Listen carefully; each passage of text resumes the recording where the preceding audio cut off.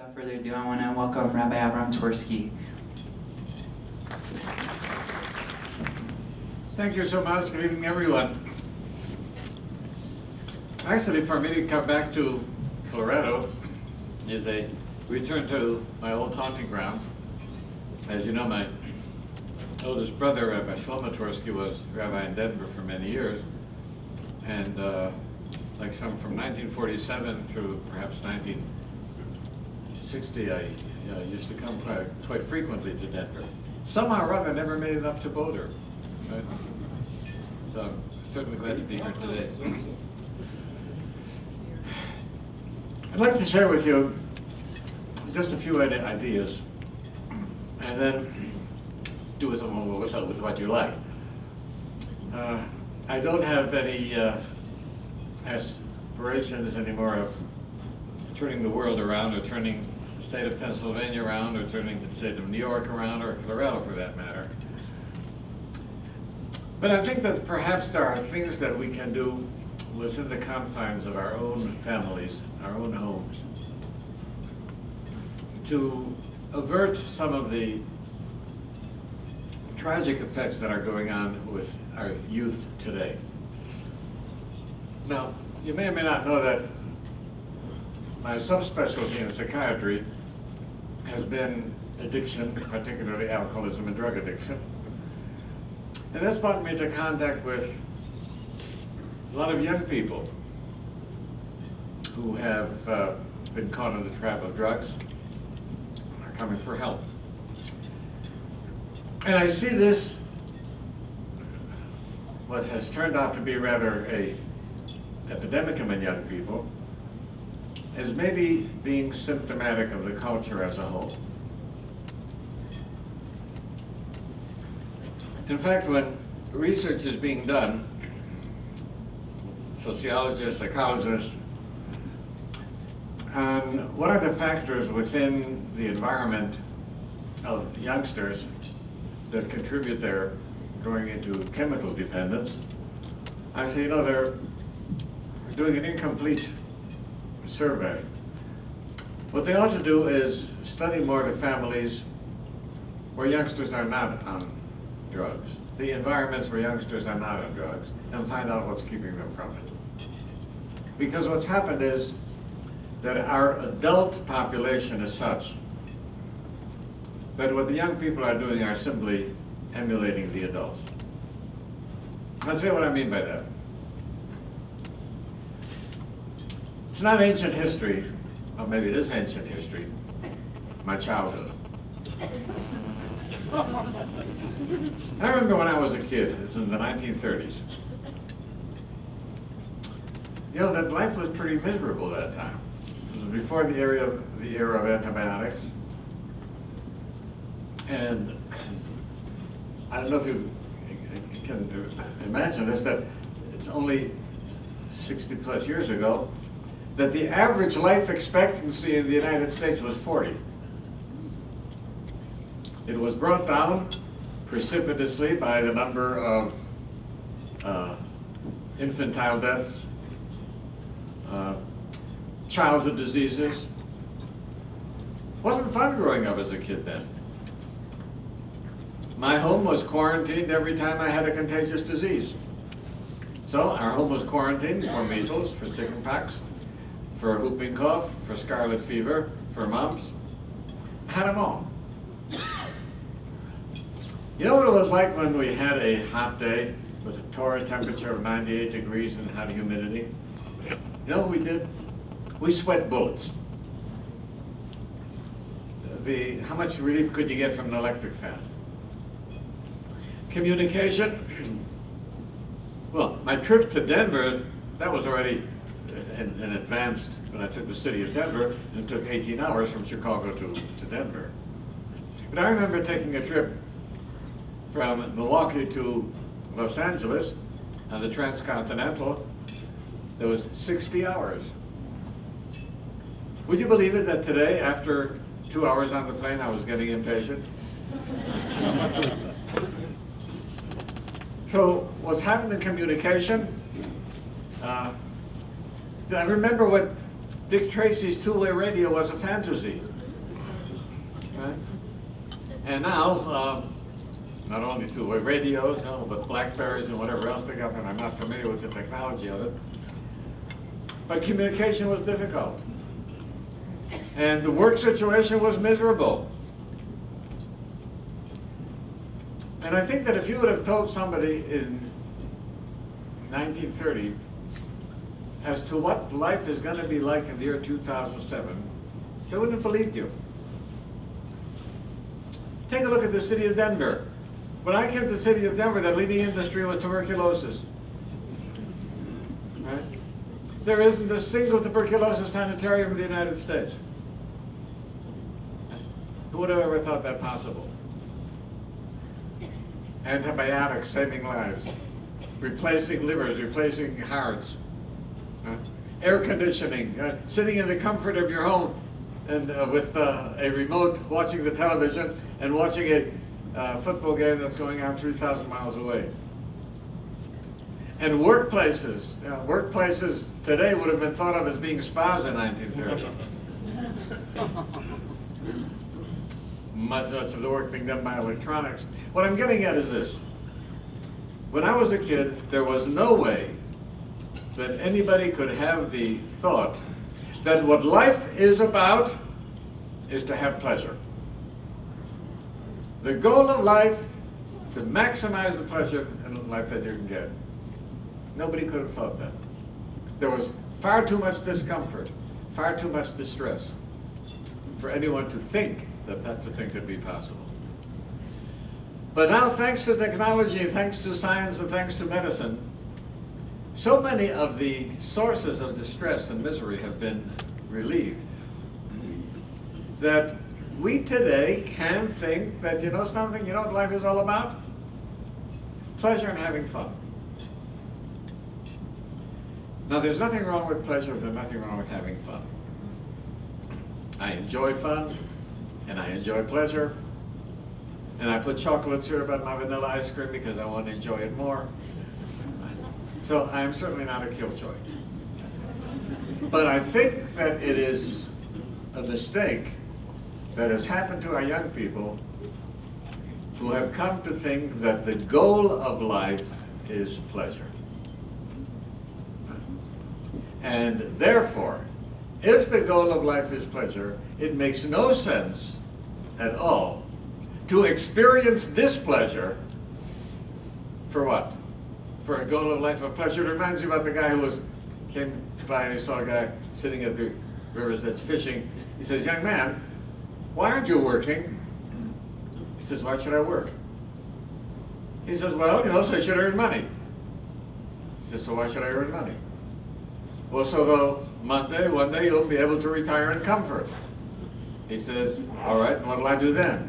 He said, "Well, you'll have plenty of time to go fishing." He says, "That's what I'm doing now." There is no point, if the goal of life is pleasure, of going through any kind of displeasure for the goal of pleasure. Okay? And I think that's what our young people are into. That the goal of life is pleasure. And anytime anything comes along that is in any way distressing, then that is taking away from the goal of life. And so you find immediate, not only pleasure, but immediate pleasure. And that's another thing that's happening. Technology has given us a ethos of immediacy and no delay, no tolerance of delay. My wife can tell you that because I just got a new computer. Right? And so I gave her my old computer. Right? And sometimes if I'd sit and work on her computer, I'd go berserk because it takes 45 seconds for the darn thing to work. Right? And I couldn't tolerate that. I had to have mine go on like that. We've lost our ability to tolerate delay. My dear friend, the late Charles Schultz, was an intuitive psychologist and said so many wonderful things in his cartoon strips. I met with him a couple of days before he died, and I showed him a cartoon strip, and I said, "Sparky, you realize what you've said here? I said, what? I said, you've taken the whole philosophy of this generation, you put it into 4 little frames of a comic strip. He says, what do you mean? So I showed him a strip that he wrote, where Sally wakes up Charlie Brown and she says, wake up, big brother. Charlie Brown sits up and says, wake up? What for? She says, so you can get an early start. Charlie Brown says, I'm not going anywhere. She says, that's too bad, you could have been the first one there. I said, don't you realize what you're saying here in this comic strip? Right? Speed is a value, regardless of whether you have a destination or not. Regardless of whether you have a purpose, regardless of whether you have a goal, as long as you do it fast, it's good. Now, you take those two things together. A goal of life is to have pleasure, and also not to delay it, but to have it immediately. And you can ask then, why aren't more kids using drugs? That's what it's all about. So what is the solution to it? Well, our government has had a solution of sniffing dogs at the airports, and guards at the borders, and paying people, farmers, not to grow poppies and coca leaves. And they spent billions of dollars on prevention of drugs. It has accomplished nothing at all. The drug epidemic is as vibrant as ever. And I don't think that we can cure it by any of these methods. Obviously, the only way to bring this under control is that the consumer should not want the product. And for the consumer to not want the product, we have to establish an environment within the family, within our community, to whatever extent we can, that the goal of life is something else other than pleasure. Now, whether one does it with religion or whether it does it with something else, at this point it doesn't matter. Right? It's not what the goal of life is. I'm sorry, it's not what the goal of life is not, rather than what the goal of life is. The goal of life is not maximizing fun and pleasure. And I think that because of that, I think we have to take another look at what spirituality is all about. Because, and maybe we'll get into this later this evening, that the human body is a composite creature. We are a body, a physical body, but clearly our physical body is an animal body. And what makes us unique is not only sapience, not only that we have greater intellect, because if that were true, then the finest person in the world is the most intelligent. And that's simply not true. You know, the most advanced intellectual country, academic country prior to World War II was Germany. So, intellect itself is not the hallmark of humanity. There are many other things that are unique to humankind, and that is the ability to look for a purpose in life. No animal can do that. The ability to improve oneself, to become a better person. I don't believe in the history of the world that any cow in the pasture has ever thought, what do I have to do to become a better cow than I am? The ability to delay gratification. The ability to give of oneself for the welfare of another person, a stranger. The ability to be free to make moral and ethical decisions in defiance of bodily drives. The ability to forgive. The ability to empathize. These are all unique human qualities. The ability to be master over oneself, to control one's anger, to control one's envy. These are all human characteristics that are not found in any other living things. And what I like to do is I like to take all of these features, all of these traits, and put them together and say the sum total of all of these unique traits is what I refer to as the human spirit. And so, are you talking about the neshama, the soul? I said, no, that is a religious concept, and I'm talking about a psychological concept. I'm talking about the abilities that human beings have that give them the uniqueness and dignity of being human.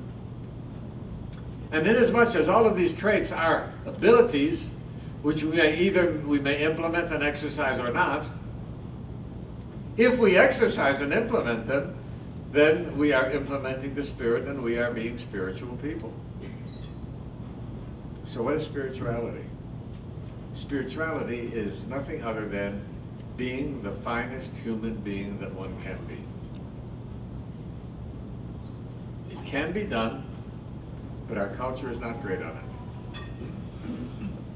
And I think that what we can do within our own confines, whether it's family or community, is to try and do something to restore the concept of spirituality. That we are to have a goal of becoming the finest people that we can. Now, along the way, if you want to put chocolate syrup on your vanilla ice cream, that's fine. Along the way, if you want to have fun, that's great. But not to make those a goal in life. So these are some ideas that came out of my working with this population.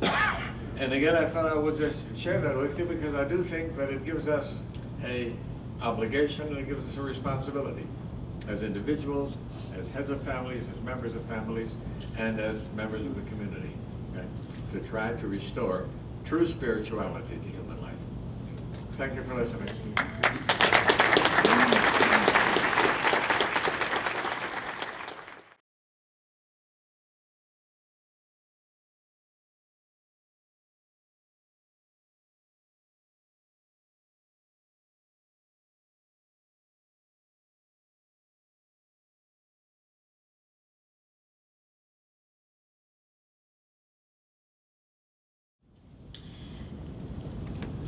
The topic tonight always reminds me a little bit of a Abbott and Costello routine.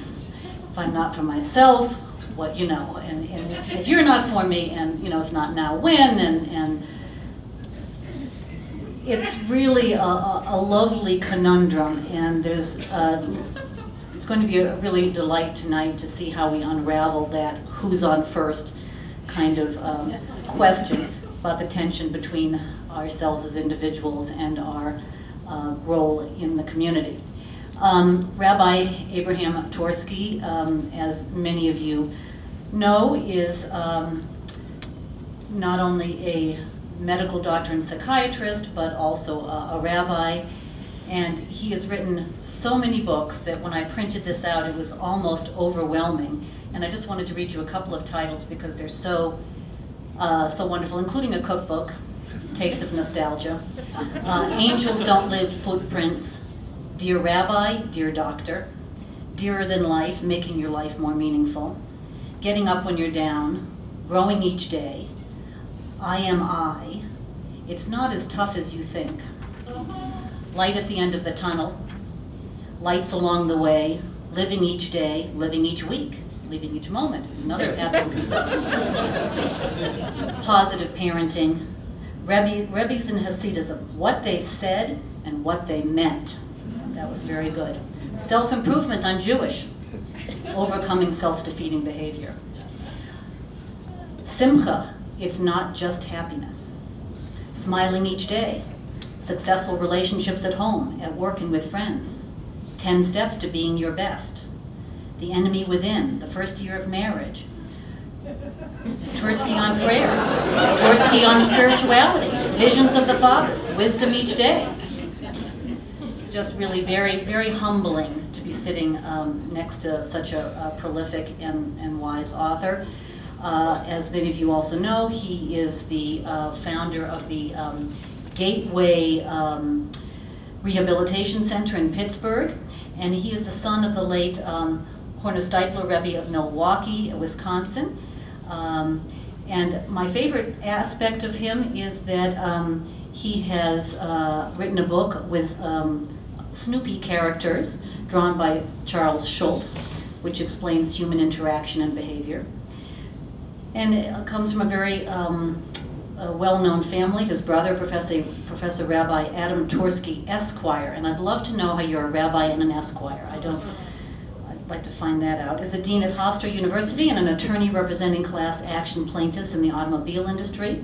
His older brothers are Grand Rabbi Michael Twersky, the Hornsteipler Rebbe of Milwaukee, the late Grand Rabbi Shlomo Twersky of blessed memory, the previous Hornsteipler Rebbe of Denver, and the late Rabbi Mordechai Dov Ber Twersky of New York.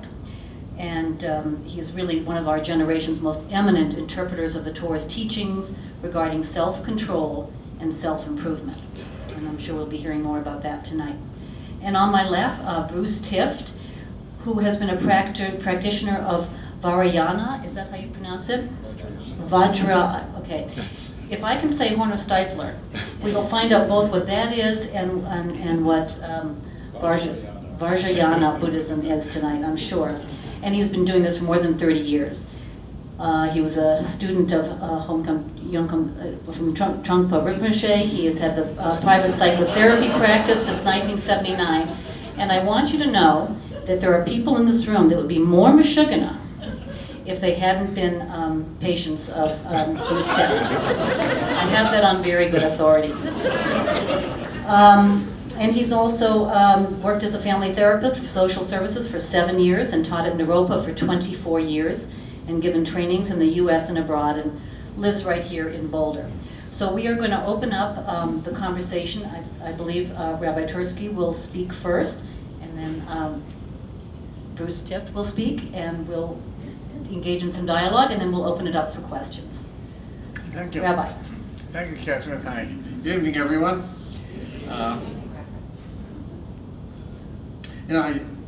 I've stopped preparing for talks because I feel that if I prepare for them, they sound canned. So whenever I come to any kind of lecture, I trust that Hashem is going to give me the right thing to say. Rabbi Goldfeder chose to open with the nigun, with the words, Oda Hashem b'chol levav. I will be grateful, I will thank God with all of my heart. And I can't start off with that, but I'm going to come back to that because I do think that is a great deal of what I want to say about the theme tonight. But what I was told about the theme tonight is the verse that we is ascribed to Hillel, the great sage Hillel. En ani li mili, if I am not for myself, who will be for me? Shani latzmi mani, and if I am for myself, then what am I? Brings to mind the something that one of my ancestors, who was the Rebbe of Ropshut, said. He said, before I was born, my neshama, my soul, was up in heaven. And I looked around and I saw the inscription on one wall that said, Ma'od ma'od havish fal ruach. Be very, very humble. And then I looked on the other wall and there was an inscription that said, Chayav adaloma, a person is obligated to say, Bishvili nivra ha'olam. The world was created for me.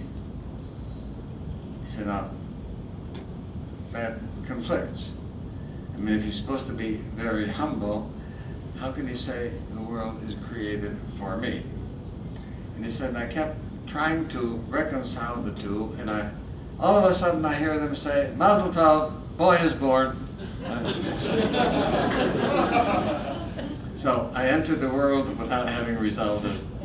And he said, throughout my lifetime, I still have not resolved it. There's another statement by Hillel, which is also interesting, and that is that during the celebration of Sukkot, when they had the Simchat Beit HaShoeva, where people gathered in Jerusalem and they had a wonderful, joyous celebration, Hillel would say, Im ani kan, hakol kan. If I am here, then everything is here. Now, what kind of statement is that by a person who the Talmud says is second in humility only to Moses? The Torah says about Moses, he was the most humble person on earth, meaning in past generations and until the end of time, there will never be anybody who is as humble as Moses. And Hillel is second to him, and Hillel says, right, if I am here, then all is here. Right? Now, this is out of keeping with Hillel's style. So we have to understand what Hillel meant by that. We know that selfishness is not appropriate, and yet